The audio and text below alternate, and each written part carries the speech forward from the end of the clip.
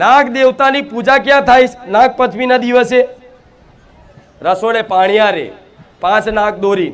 જે જગ્યાએ નાગ દેવતાનો વાસ હોય, જે જગ્યાએ લક્ષ્મી માતાનો વાસ હોય, જે જગ્યાએ બળિયાદેવનો વાસ હોય, એમ તો પાણિયારે તમામ દેવી દેવતાઓનો વાસ હોય. કેમ કે પહેલા ઘરમાં પાણિયારું જ પવિત્ર હોતું હતું. પાણી પીવાનું પાણિયારું જ પવિત્ર હોતું હતું. હા, શું ખોટું?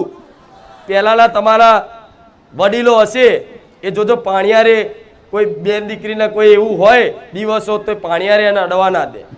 એવું માનતા હતા કે અહીં ભાઈ માતાજીનો વાસ હોય. અને કોઈ પણ ભૂવા પહેલા જોડે જાઓ તમે તો કોઈ દીવો કરવાનો કે તો શું કે?